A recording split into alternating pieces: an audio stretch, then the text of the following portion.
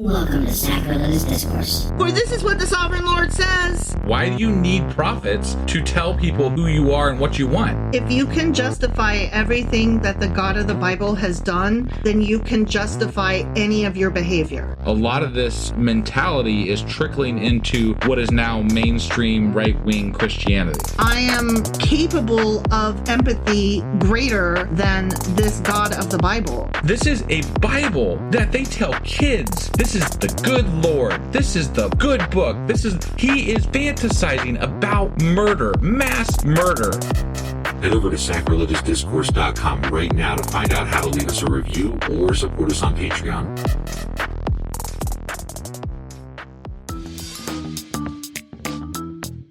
Hey there, sinners and saints. It's your favorite Bible-bashing duo from Sacrilegious Discourse, and we need your help. That's right, folks. We're raising funds for some heavenly equipment and a studio that doesn't sound like it's in the depths of hell. Our current setup, let's just say it's more apocalypse than audiophile. So if you want to hear us dissect the Bible without the background noise of demonic squirrels, chip in a few bucks. We're aiming for $5,000 to upgrade our audio and build a studio worthy of blasphemous banter.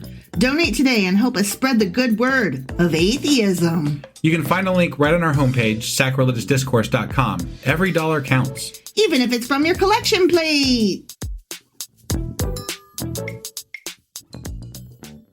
Husband! Wife! Guess what we're doing today? We are starting a new book of the Bible. We are. Yeah, and this is the 36th book of the Bible. It sure as fuck is. We have gone through so many books. This is have. Crazy. And moreover, there's only 3 after this, and we'll be done with the Old Testament. Wow. And none of them are that long. So, I mean, we're practically done with the OT, baby. No, this is incredible. Yeah, thank you to all of our fans for making this journey with us so far. It's really made the project fun. It has. You guys are... I mean, this sounds really corny, but you're like the wind beneath our wings. Seriously. But no, like I still remember like it was yesterday when we had like 5 people listening a week, you know, like that was a thing. It was a thing. And now we have thousands. Across the globe. Yeah, it's incredible. The round globe, because we are not not flat earthers. Yeah. Right. No. Right. Yeah. All right. Well, so this is, we're getting into, what is it now? It's not Zechariah. It's Zephaniah. Yeah. We had a little faux pas. I had to redo this intro. So. Yeah. That's my bad. Zephaniah. All right. Are you ready to get into this? I sure as fuck am. Let's do it. Okie dokie.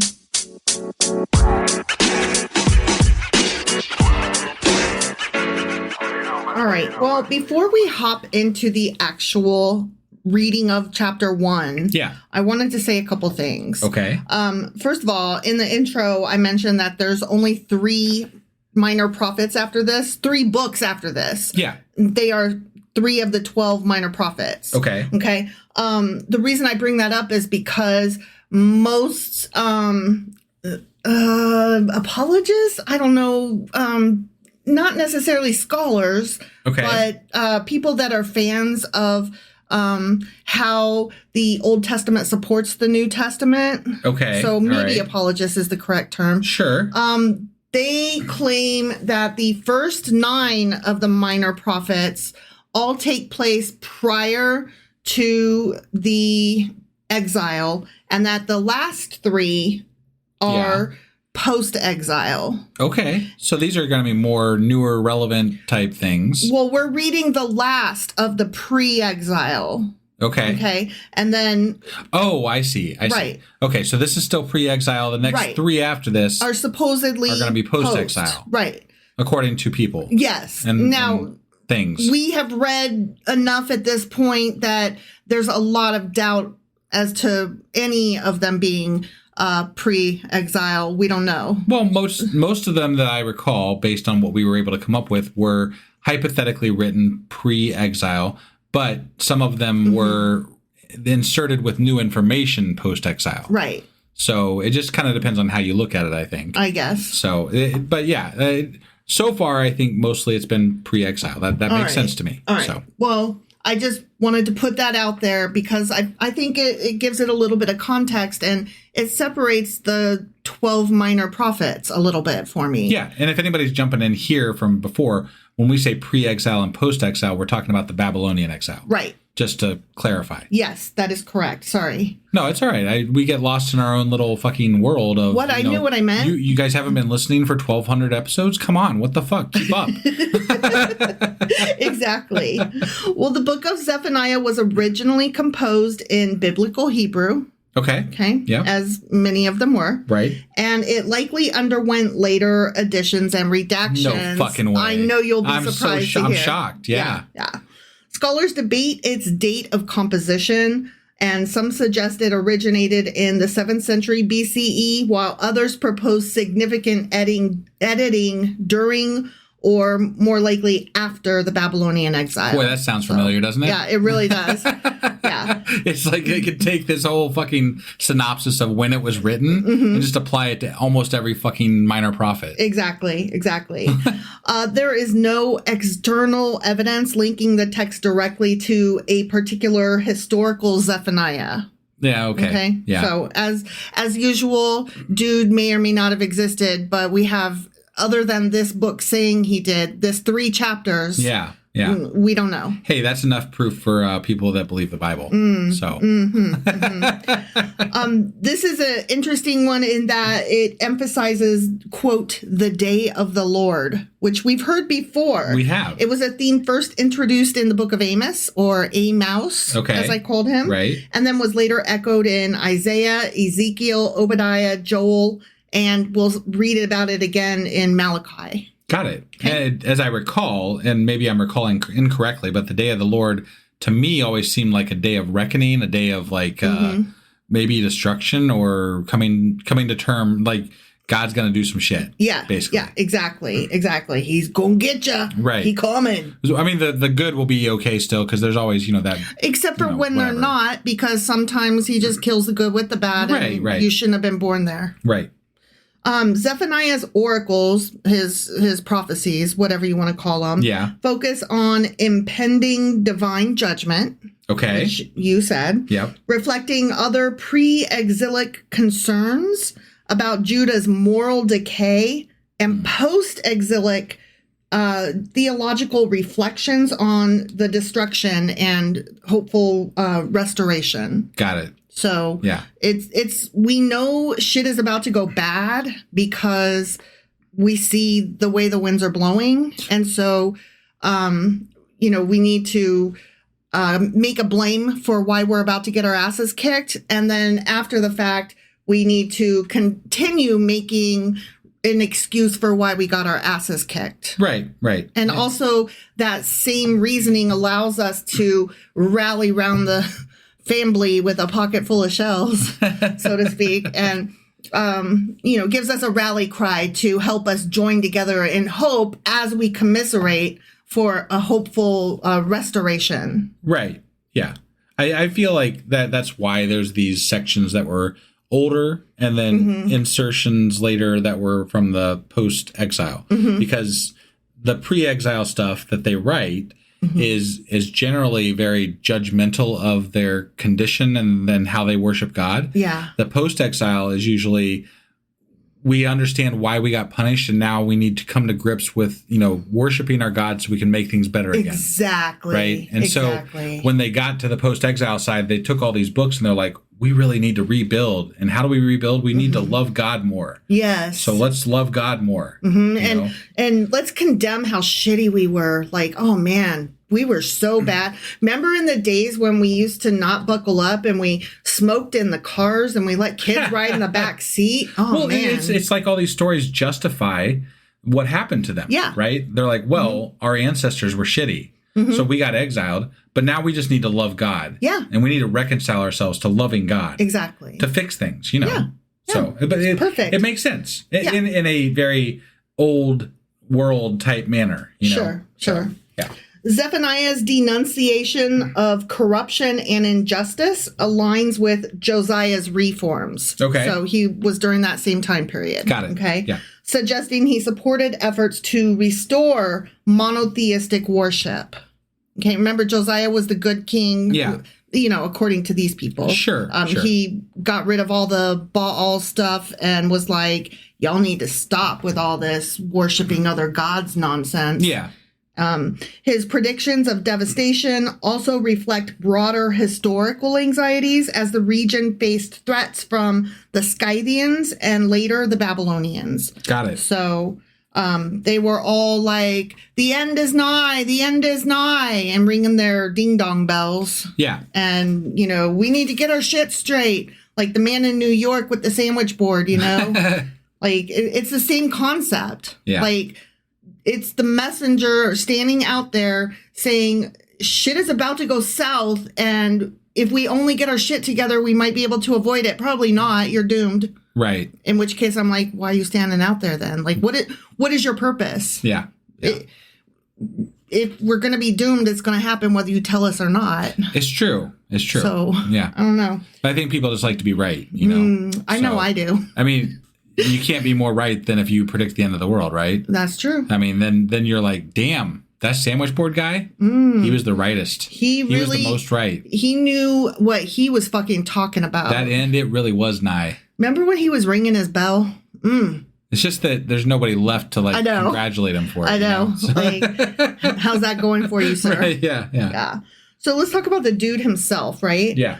His name, Zephaniah's name, is interpreted as Yahweh has hidden, or Yahweh has protected, or even the watchman of the Lord. Okay. Yeah. And the book attributes its authorship to Zephaniah, son of Cushi, son of Gedaliah, son of Amariah, son of Hezekiah, in the days of King Josiah, son of Ammon and Judah. That's a lot of sons of whoever to not know who the fuck this guy is. It is. But the reason why I actually read all of that, for one thing, it's going to be in the chapter that we read. Okay. Yeah. But why I read all that is that is a genealogy that suggests royal lineage. Oh, because of Hezekiah, or what's the royal lineage portion of that? Yes, Hezekiah. Okay, all right. Potentially linking him to King Hezekiah, who lived in 716 to 687 BCE. Okay. All right. So, and that's important because it lends credibility, quote unquote, to him being a prophet walking through the world during those days. Okay. Like, he wasn't just a nobody. He was a somebody. He was a royal person. Except that there's no actual historical account of this guy. Right. Okay. But if we're granting, okay, let's say that this person actually existed, blah, blah, blah, then they're saying, yes, and he was this. No, and that's all well and good, except for the fact that, the Bible also says that the line of David died off, and yet Jesus is still part of the line of David. Yeah. So I take issue with, their idea of what lineage means. Sure. So. No, I totally agree with you. I'm just putting it out there because it's information that helps give a little bit more context to the story. Sure. Okay. He likely lived in Jerusalem and had access to high-ranking officials. If he was real. Sure. And if he was actually descended from Hezekiah. Right. And one of the reasons that we also think that maybe this happened is because he had a lot of knowledge of the city's inner workings, apparently. Not having read it yet, I don't know. Right, but it also could have been somebody in the church type places. It could have been a fucking street sweeper. Right. But I'm saying that if you invoke the name of people that are more powerful, it gives it more credibility and credence, right? Right. So, I mean, it doesn't necessarily mean that this person existed, at least, but they may have just invoked that lineage to, make it seem more important. Right. I'm just, again, putting it out there and letting you know what's being said. I get it. I'm throwing out a possible alternative to what that could have been. That's all. Sure. His contemporaries would have included Nahum, Habakkuk, and Jeremiah. Okay. Who was not a bullfrog. Right. I was waiting for that. And some scholars suggest that he was even influenced by Isaiah. Okay. And I have no fun name for him because Isaiah is too boring. It's Isaiah, yeah. His ministry is traditionally dated to the early reign of King Josiah, which was 640 to 609 BCE. Possibly between 630 and 625 BCE is when he might have been running around spouting his shit. Yeah. And that's before Josiah's reforms, his religious reforms of 622 BCE. Okay. So some would say that suggests that Josiah was influenced by Judah spouting off Zephaniah, running around singing about everything. But I'm like, but he wasn't the only one. So shut the fuck up. Right. Some scholars argue portions of the book reflect a later period, which, makes more sense. Yeah. It was edited, possibly post 586 BCE after Judah's fall to Babylon. Okay. Which goes with what you were saying. Yeah. Well, that's after the fall. It's not necessarily after the restoration, but. No. Well, and it wouldn't have been after the restoration. Okay. Because it would have been a rallying cry for the restoration. I see what you're saying. Yeah. I see what you're saying. The absence of direct references to Babylon at all suggests an early date, but then conversely, there's a bunch of intertextual references that do reference Babylon. That's not confusing or anything. No. And so those indicate subsequent editing. Got it. And I'm like, so it didn't mention it, but it did mention it? I don't understand. How do you tell which one is it mentioned before? It depends on how you want to interpret it. Sure. Right? Before there was one of the books that we read that referred to somebody as Canaanites instead of Assyrians or some shit like that. I don't remember. It was way earlier. It was several books back. But because of the way they referred to their enemies, gave historians a clue as to when it was written. Got it. And I can't recall. I don't think that would have been the comparison. But. Probably not. But it was some example like that. Sure. Where how they referred to their enemy, the word that they used was an older word or a newer word. I can't remember. And that indicated editing or something like that. In time frames, right? Yeah. During Zephaniah's time, Judah faced religious corruption under Manasseh and Amon, including Baal and Astarte worship. Okay. And so all of that shit was happening, and child sacrifice and, all of these things. Okay. Right. His prophetic message aligns with Josiah's reforms, strongly condemning idolatry and foreign influences. Got it. Before you get into the reading, I did want to say that it's been on my mind since you said it, that I think that somebody that was really talented at imitating Foghorn Leghorn could incorporate Isaiah into that. Isaiah. Yeah, exactly. That was the only thing. I was like, that might work, but I'd have to be better at imitating Foghorn Leghorn before I could make that work. I did okay. Did you? I did. I did. You did? Fuck off. Okay. All right. Yeah. You did. I did. You did a great job. I know I did. You did a wonderful job. You need to fuck off right now. All right. So we're going to read Zephaniah chapter 1 now. All right. Yep. And I don't typically read the preface thing, like the little title cards. Yeah. But this one is The Day of the Lord's Wrath. Okay. And since we mentioned the Day of the Lord in our little intro, I don't feel guilty. There you go. Sorry, not sorry kind of thing. All right, here we go.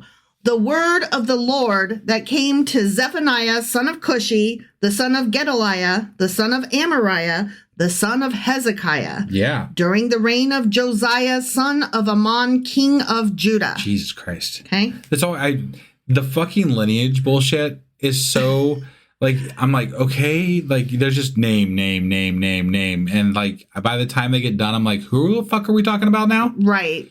Zephaniah. I know. Right. But I mean, it's so confusing. It makes me remember like Daenerys Stormborn, last of her line, and something Targaryen, something Mother of Dragons, and Who's What's It, and Khaleesi from wherever. And people are really overly impressed by who, made them.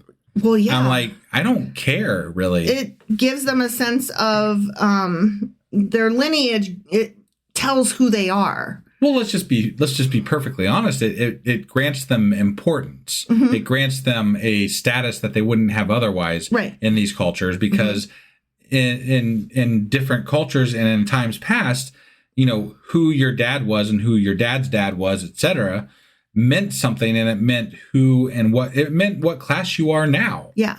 So you have to say those things to reinforce where you belong and where you are able to insert yourself into that life. Totally. So. Yeah, I don't have a strong lineage like that, so I don't. I mean, you see people in, the Northeast of America that are like, Mayflower, like we came from the Mayflower, our descendants directly, blah blah blah, and it's like. But it doesn't in the U.S. It doesn't necessarily translate to status. It does in their areas. It does for them. It does. Okay. It doesn't in a larger United States power structure way, but in their cute little neighborhoods, it does. Right.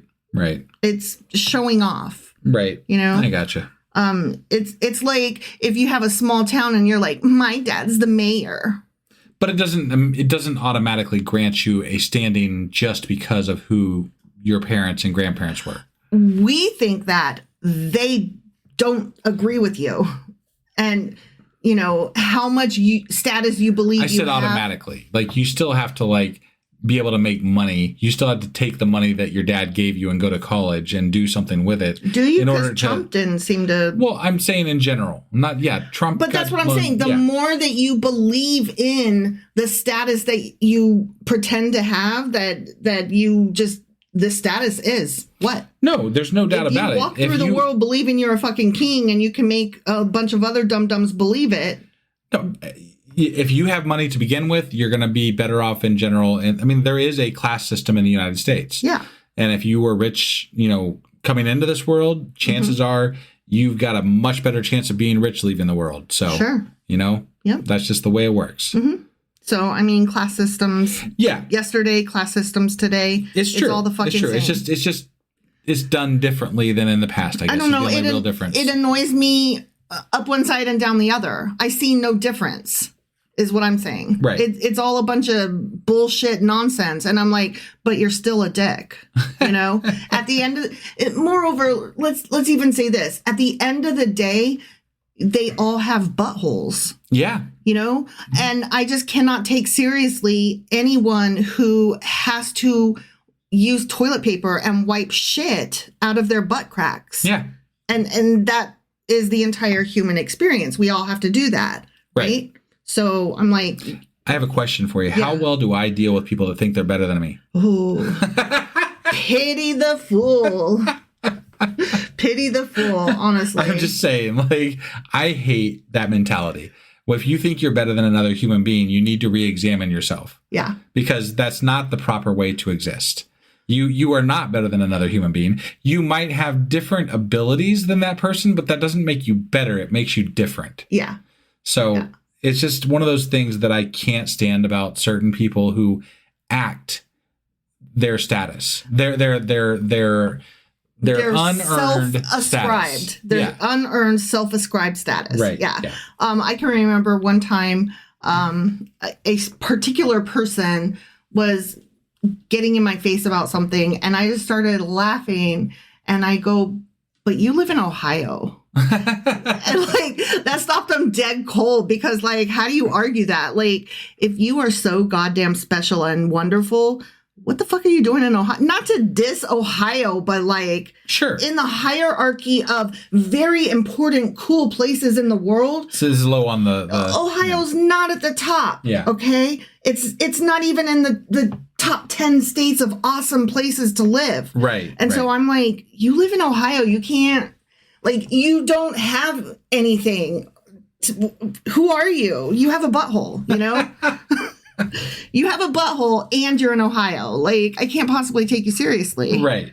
All right. So anyway, carrying on. This dude, that was all verse 1, which in other translations was a superscript. Got it. Okay. So now we're actually starting the Zephaniah. First chapter of Zephaniah. Okay. I believe this is God speaking. It's quotes. I will sweep away everything from the face of the earth. Yeah, declares the Lord. Yeah. I will sweep away both man and beast. I will sweep away the birds in the sky and the fish in the sea and the idols that cause the wicked to stumble. But he said he was never going to do that again. Or or is he just going to do this in a localized area? He's just sweeping them away. He's not flooding them. He's sweeping. Oh, so as long as we're sweeping and not flooding, we're good? Okay. Yeah, that promise was only about the flood. He mentioned nothing about volcanic ash or big brooms. Got it. Yeah. Okay. When I destroy all mankind on the face of the earth, wow, the whole fucking earth. When, not if. When. Yeah. I will be doing this thing. Right. Yeah. Declares the Lord. Yeah. I will stretch out my hand against Judah and against all who live in fucking Jerusalem. Wow. Yeah. So you're all fucked. Yeah. Even if you were on my team. Yeah. Even if you're one of my people. Exactly. You're all screwed. Mm-hmm. You're all dead. Fuck every single individual one of you. Okay. For reasons. Again, this is part of the reason I just can't stand this God that they created. You know, meant to be. What? And there's a plan. He loves killing all people. Yep. I will destroy every remnant of Baal worship in this place. Will you, though? But he just said he was going to destroy everything and all the things. The whole city. Why would we point out specifically we're going to destroy all Baal? It doesn't matter. You're killing everything and everybody and every living creature. Right. Including the Baal worship, I guess. Right. What? The very names of the idolatrous priests. So basically, he's like, everybody sucks, but the people that I hate most are those who are leading the people astray, which is all these fucking priests. No, I get it, but like, once you say you're going to kill everybody, everything else is, you don't have to say anything else. Yeah, that's it. We're done. But they love to hear themselves speak. But this is why this isn't God. Right. This is people just being overly, zealous about like what their God's going to do. Yeah. Yeah. So those who bow down on the roofs to worship the starry host, that is the sun and the moon and the stars in the sky. Like there were people that worshipped those kinds of things. Yeah. So those who bow down on the roofs to worship the starry host. That actually makes more sense to me as a type of like thing to worship as opposed to just a smoke god or whatever the fuck he is. Well, I read something actually that kind of defended it because it was even somewhat loosely like early science based because it, the seasons were impacted. Like you could see. Yeah. You could measure time with it. To me, that makes sense. You're actually working towards you're learning something. You're paying attention to the things that might matter to you, actually. Yes. In a scientific manner, but relating it to God's. But still, you're heading in the right direction at that point. It makes sense why that would be something. Right. There was other cultures like the Aztecs that worship things like that. And they had some of the most accurate calendars that, I mean, like it helped. Like those kinds of things helped society. I don't see how this God really helped much. No. There wasn't, not as far as like scientific development or thought. Right. It was just a fear-based God that kept people in line through think about like trying to kill them. Think about like Stonehenge, right? Yeah. Like I don't know when that was built, but like it was discovered only in I think the 20th century, the 1900s, maybe. Right. That it was actually a fucking calendar. Right. Based on the sun and the shadows and stuff like that. But if you think about it, like if your God is natural things, right? You're going to respect natural things, right? Whereas with Yahweh, you're taught to respect this God who then uses natural things to put you into fear. So you actually fear the natural things that you should probably be learning about as opposed to admiring them and respecting them the way you probably ought to. And from the very first, it's man-made. It's man-centric. Right. From the very first chapter. Yeah, this is a very selfish God. I mean, just as far as humans are concerned, this is a very selfish God. Right. And the people who created him That's what I'm saying. Yeah. That's what I meant, is that the people that created this God are very self-centered and self-centric. So yeah, and man-centric. Yes. Yeah. Yes. Those who bow down on the roofs to worship the starry host, God is continuing. Those who bow down and swear by the Lord, and who also swear by Molech. Those who turn back from following the Lord and neither seek the Lord nor inquire of him. Let me just check in real quick. He's still killing everybody, right? Yeah. Okay. Yeah. All right. Yes, he is. Just double checking. All right. That was the end of God talking. Now we have dude talking. Zephaniah. Yeah. Be silent before the sovereign Lord, for the day of the Lord is near. That's the Right, day the of reckoning Lord. thing, yeah. The end is nigh. Sure. The Lord has prepared a sacrifice. He has consecrated those he has invited. Okay. Let's see. Hold on. Okay. I just was trying to see who is speaking because we got a set of quote marks, but I think it's still Zephaniah. Okay. On the day of the Lord's sacrifice, I will punish the officials. No, it's God. It's God. Okay. All right. On the day of the Lord, me's sacrifice. That's really weird, but right? okay. All right. I will punish the officials and the king's sons and all those clad in foreign clothes. We hate foreigners. We don't like them. No, we always hate foreigners. Get the fuck out of America. Yeah. I mean, Right. wait, no, I meant... You're welcome here. As far as we're concerned, anyway. Yeah. That was a misnomer. I meant to say get out of whatever. Actually, you know what? I gotta say, Trump seems to be on board with foreigners as long as they have $5 million or more. And probably white. I'm betting a rich brown foreigner. I mean, $5 million. You get a gold card. It's a gold card. You just got to pay $5 million. You're in. But they're at the bottom of his list of millionaires. I bet. I just bet. Although he doesn't seem to have a problem with like the Saudis and stuff like that. I think if there's money involved, he doesn't really give a fuck. That's true. Yeah. That's true. But he wouldn't want his daughter to marry I gotta wonder one. where all those $5 million are going. You're right. He wouldn't want his daughter to marry one of them, probably. Right. But I do have to wonder where all that money is going. Yeah. Like where does that pocket. $5 million for the gold card go? Into his pocket. Probably. He's personally selling them. Is he? Well, we don't know that for sure. It's my understanding that he is. That personally. can't possibly be legal. But okay. Well, we'll cover that some other time. I was going to say, we've talked about this before. Legality has taken on an entirely new definition because there's what's on the books and there's what's enforced. Right. And if there's no enforcement, it doesn't matter what's on the books. Right. Yeah. So what's legal and what's allowed are two different things. Right. Sorry. On that day, I will punish all who avoid stepping on the threshold, who fill the temple of the gods with violence and deceit. Okay. On that day, declares the Lord, a cry, not me, a cry will go up from the fish gate.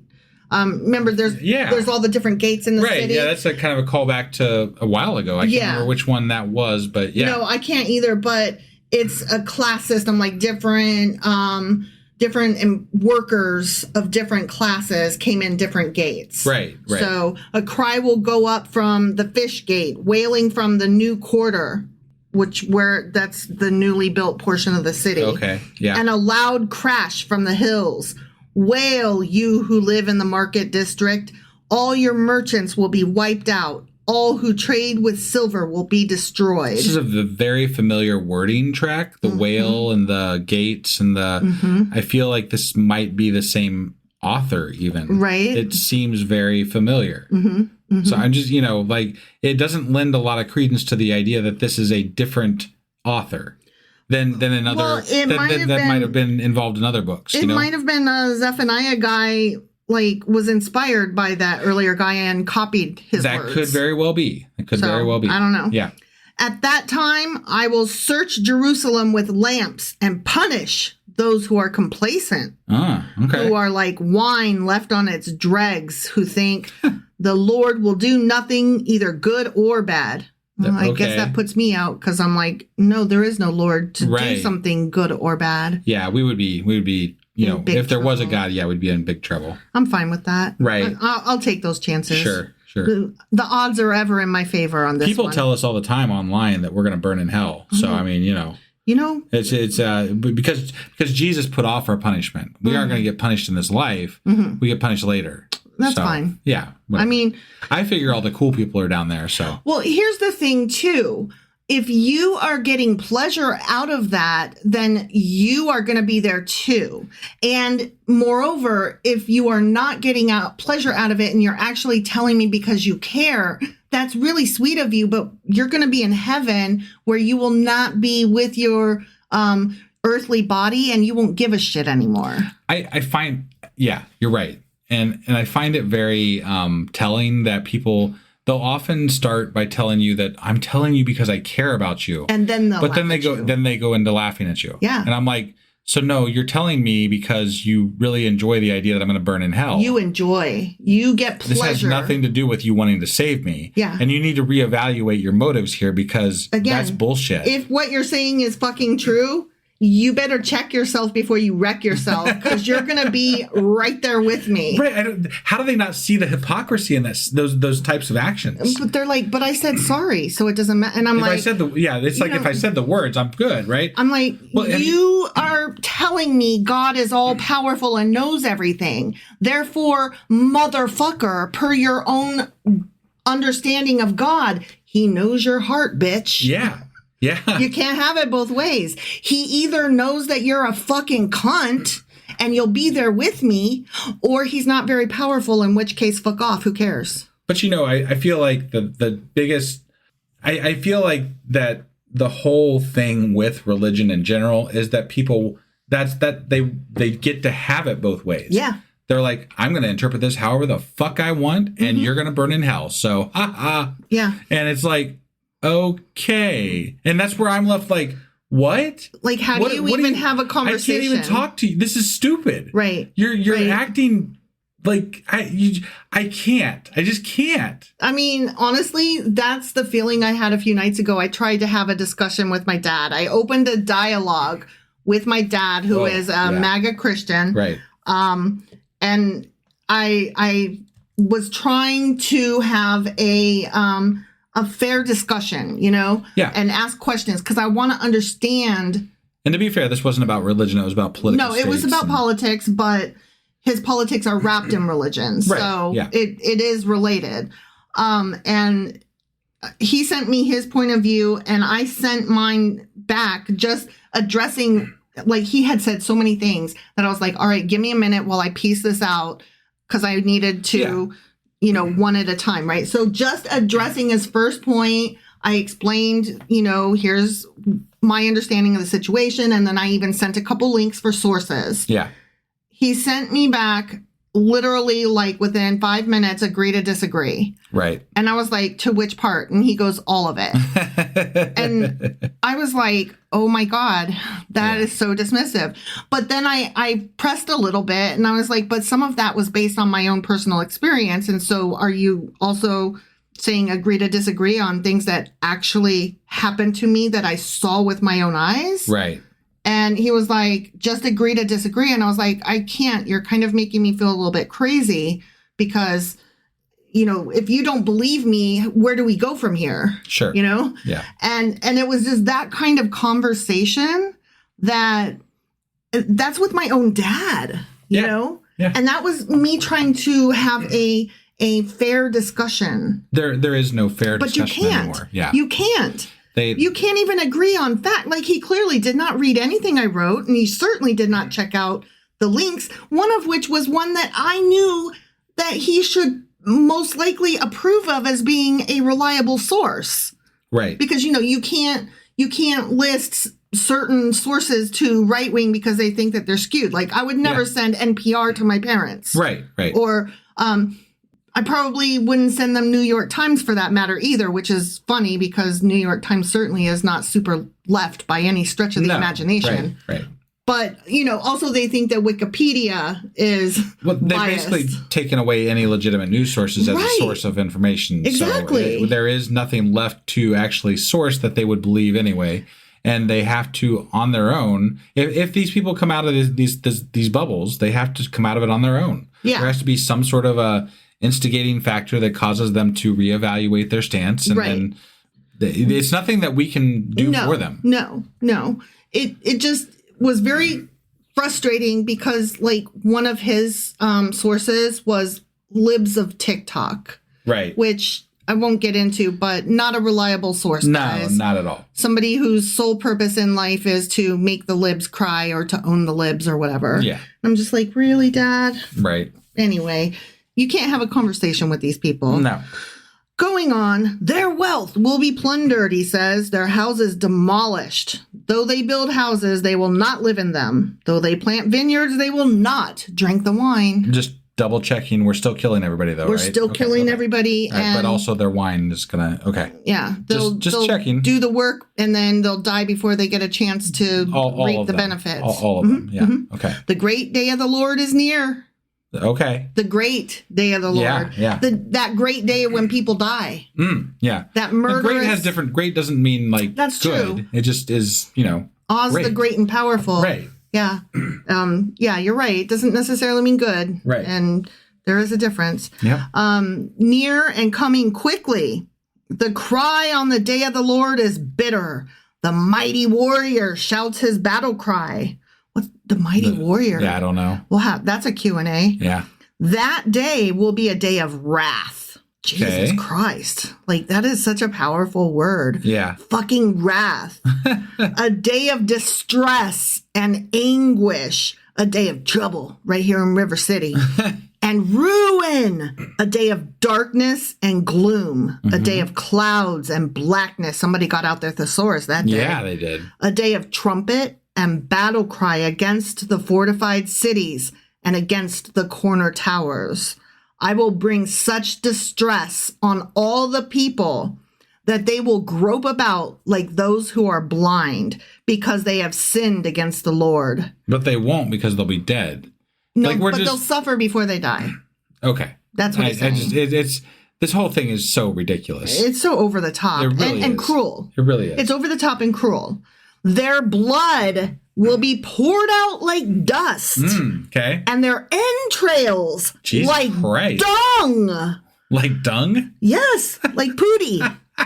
I'm gonna pull out your fucking intestines So like now- fart poop. So now God is going to disembowel everybody. Yeah. Okay. Yeah, All right. and spill out your blood like dust. Yeah. How does dust spill? I wonder. I don't know. Yeah, I'm sure God whatever. Your This God is silly and mean. This is not funny. This is one of the ones It's like horrific. if we had read this early in the Bible, we would have been like, "Oh my fucking God." Yeah. But at this point, I've had him like threaten to kill humanity so many times that it's so numb that it's so over the top and ridiculous. Yeah. Because like he starts the whole chapter with "I'm gonna kill everybody," and now we're into fucking leaving entrails out like poop. Yeah. I'm like, how did we get here? It's funny how far we've come where something like this is no longer shocking or appalling. It is shocking and appalling. Yeah. But our reaction, like you said, we've become numb to it. We can't keep being. Well, I have to put it in the context of people believe this shit. Like not just a little bit, but like wholeheartedly. And zealously. Yeah. And so I'm just like, I'm imagining people listening to this bullshit and hearing how God's going to kill everybody, but then not kill everybody, but also leave their entrails out like shit. And I can't imagine sitting can you imagine sitting there listening to this as a sermon? This is what I'm imagining. When I imagine a group of people reading this, I imagine them sitting there reading this with self-satisfied grins. Oh, because yeah, absolutely. They're doing that thing where I imagine you burning in hell. Right. And they are imagining their enemies enduring this. Because even though he started by saying everybody, obviously it doesn't mean them. Right. It doesn't exactly. You're the one. You're the one of like whatever out of a million he's going to save, and everybody in that room that's studying that thing, they all believe that same exact thing. Which is funny because it's kind of like the Trump supporters who found out the hard way Right. when they got fired from their jobs. Yeah, They were like, yeah. but I didn't think you meant me. Right. Or like the entire Latinx community who voted for Trump, and now several of them got deported, and they're like, but I thought you meant those other Mexicans or whatever, not me. Like, it's the same, right? It's the same. They're like, doesn't apply to me. I'm in good graces. Right. I love the king and the king loves me. Sure. And I'm like, you tell yourself that. Yeah. You bottom of the pile person. Okay. Neither their silver nor their gold will be able to save them on the day of the Lord's wrath. Ain't money in the world, huh? Right, yeah. Unless you have $5 million. Right. Then you get a Then you can gold buy card. a cold card. Yeah. In the fire of his jealousy, the whole earth will be consumed. There's the jealousy thing. The whole earth. Right. And now we're back to the whole earth is going to be consumed. So, for he will make a sudden end to all who live on the earth. The end. Okay, what the fuck? Why does it matter? Why does it matter? Like, this whole chapter is like he's gonna kill everybody. Do it. I mean, I fucking dare you. We started the chapter with saying he's going to kill everybody. We ended the chapter with him saying he's going to kill everybody. Couldn't we have just said he's going to kill everybody and then move on to the next fucking thought? No, we had to have all of the entrails and he's going to kill them and them and them and them and them and them and them. Why do we need to go into like gory detail about how it's going to happen? It doesn't fucking matter. You're going to kill everybody and they're all going to be dead. Except that it didn't happen. It didn't, but like... We don't need to cut. Either you're going to do it or you're not. Well, I kind of want to ask believers, though. So how do you reconcile this chapter where God is telling you, I'm going to kill everybody? Oh, this is still coming to them. Wait. Oh, yeah. I just realized that. No, you're right. This is on the day of the Lord. He's killing everybody. Yeah. No, this is still something that they think is going to happen. If you're talking to a Christian, I think. And that's how I would. And they have decided that can't apply to them, and that's where they get the what is that thing where they're going to get the rapture? The rapture, right? Which, from what I've read, is not actually in the Bible. Right. That's I think it's from Dante's Inferno. Oh, I thought it was from something else. Is it? I don't know. I don't know. Yeah, that's later when we get into studying that shit that we'll figure that out. But we'll have to learn about the rapture and do a bonus episode. Specifically, I don't think in the Bible. I don't think so either, and I could be totally wrong. I could also on that. I thought I had heard that it's not in the Bible. As much as we've read, we're still a bit ignorant on it. Oh, totally. Well, anything New Testament, I know nothing about. Right, other than Jesus and stuff, and but even that's kind of vague. Yeah. Well, he was a carpenter, right? Maybe. Depends who you ask. Yeah. But I feel like the rapture probably wasn't in the Bible, but Christians had to somehow come up with something that explains why I will kill everybody. Yeah. It has like an asterisk, like, except for all the true believers. Right. Like, no, that's not what it says, though. Right. Yeah. So. No, there's definitely, I don't know. I can't. That's so over the top. Everybody, the end. Yeah. I'm going to kill everybody. Bye. All right. Well, that was a rough chapter. It was a ride. With all the dead and the dying. And the shit. And entrails and yeah. Crazy. Mm-hmm. So that's how we're starting Zephaniah. All right. That was Zephaniah chapter 1. And we'll try to be back tomorrow with... Zephaniah chapter 2. All right. We'll see you then. Bye.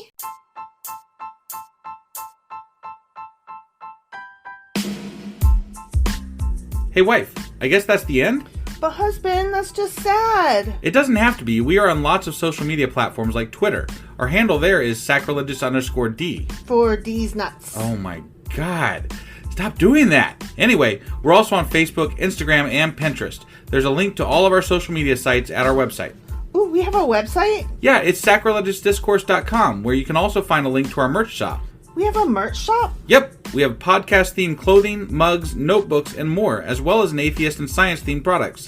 Wow, our fans should really go check that out right now. Definitely. They can get in touch with us by sending an email to sacrilegiousdiscourse@gmail.com. But before they do that, we could really use some help. Oh yeah? With what? Well, it's not free running the podcast, and we need some financial support in order to get better equipment, which will free up time so we can concentrate on our podcast and our fans. Okay, so what should they do? Head over to patreon.com/sacrilegious discourse and sign up as a contributor on our podcast. Supporters there receive additional bi-weekly episodes that we record just for our Patreon members for as little as $2 a month. Also, we'd really appreciate it if you would like and subscribe on whatever platform you're using. And Apple Podcast reviews help us out tremendously. Like and subscribe. Leave an Apple review. Join us on Twitter. Support us on Patreon. That's a lot of instructions. Don't forget to say thanks. Thanks. Okay, bye.